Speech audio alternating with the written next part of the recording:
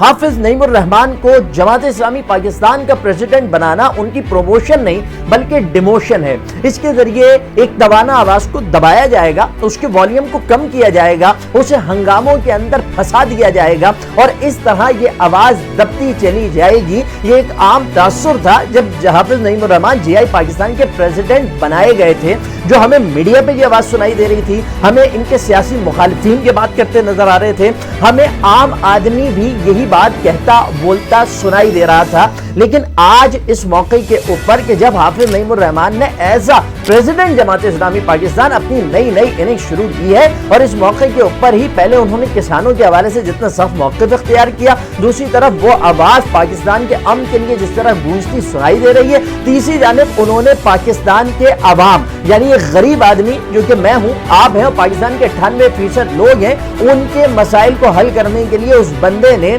इस्लामाबाद का रुख कर लिया उस जमात इस्लामी को लेकर कि जिसका पूरे पाकिस्तान में सियासी वजूद निहायत बेजान है। और बेजान इसलिए है कि पूरे पाकिस्तान में जनरल इलेक्शंस हो या बल्दियाती इलेक्शंस हो, जमात इस्लामी कुछ नहीं कर पाती। पंजाब को एक जमाने से जमात इस्लामी हारती आई है, लेकिन अगर आप केपीके को उठाकर देखें तो केपीके में ग्रेजुअली जमात इस्लामी बैक की तरफ गई है और उनकी नशिस्तें पक्की नशिस्तें हाथों से जाती रही हैं। लेकिन इस कंडीशन के अंदर वो बंदा उठा और उसने इस्लामाबाद का रुख किया। कल मैंने ये बात कही थी कि नून लीग इंतजामिया को ये बात समझनी पड़ेगी कि हाफिज नईम उर रहमान को आप कंटेनर से, आप गिरफ्तारी से, आप जो है वो उन्हें रोक के, आप गोली से, आप लाठी से, आप आंसू गैस के शेल से नहीं रोक सकते। वो बंदा दिखाता कुछ है और करता कुछ है। वो एक प्लान लेकर कभी नहीं आता, वो 3-4 प्लान्स के साथ उतरता है। और अगर आप उस प्रोटेस्ट के माहौल को उठाकर देखें जो कि कल पूरे दिन होता रहा है, उसमें एक ही चीज सामने आई थी कि इंतजामिया ने इसी को फोकस किया था कि एक जगह से लोग आएंगे, वहां से उनको रोका जाएगा। लेकिन इस बंदे ने 3 मुख्तलिफ मकामात पर धरने दिए और इसके पीछे जिस तरह लोग निकल कर आए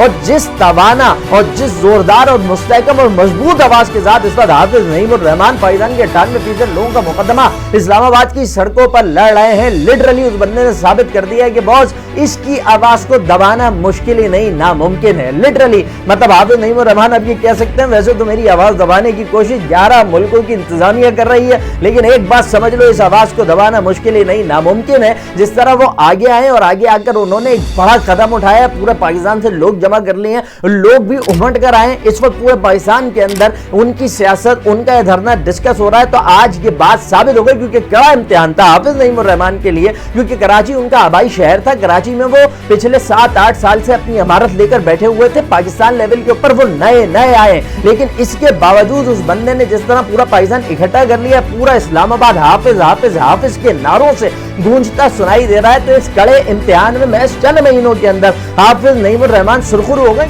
और साथ ही मैं जरूर कहूंगा कि नून लीग इंतजामिया को इनसे भिड़ना नहीं चाहिए था, टकराना नहीं चाहिए था, रास्ता बंद करना नहीं चाहिए था, क्योंकि इस आदमी की तारीख है कि इसे सिर्फ एक धरना चाहिए होता है। कराची में साल 2016 में इन्होंने शारा फैसल पे पहला धरना कौन किया था? पीपल्स पार्टी ने गलती की थी, रोकने की कोशिश कर ली थी। उसके बाद ये बंदा लोहे का चना बन गया पीपल्स पार्टी के लिए और सिंध हुकूमत के लिए। उनके दांत टूट गए लेकिन वो उसको चबा नहीं सके। आज नून लीग वही हरकत कर गई है कि इनका रास्ता रोकने की कोशिश की है और ये बंदा फिर लोहे का चना बना है। आपने रुकावटें लगा ली लेकिन उसके बावजूद वो अबूर करके इस्लामाबाद में दाखिल हो चुका है। धरना जारी है, वो अपने मुतालबात की मंजूरी के लिए बैठा हुआ है। तो लिहाजा कराची में भी इन्हें एक धरना चाहिए था जिसने इनकी सियासत को ऐसा उठाया था कि कराची में जमात इस्लामी के लिए इन्होंने इनकलाब बर्पा कर दिया था। जमात इस्लामी का जो एक सियासी वजूद था बिल्कुल बेजान बल्कि मुर्दार था, उसमें जिंदगी की जो है वो लहर इन्होंने दौड़ा दी थी। इस मौके के ऊपर भी अब लगता यही है कि ये धरना अब हाफिज नईम उर रहमान के जरिए जमात इस्लामी की जो सियासी सरगर्मियां है, जो सियासी मंजरनामा है, उसके अंदर एक बड़ा तगय्युर नेशनल लेवल पर बर्पा करेगा।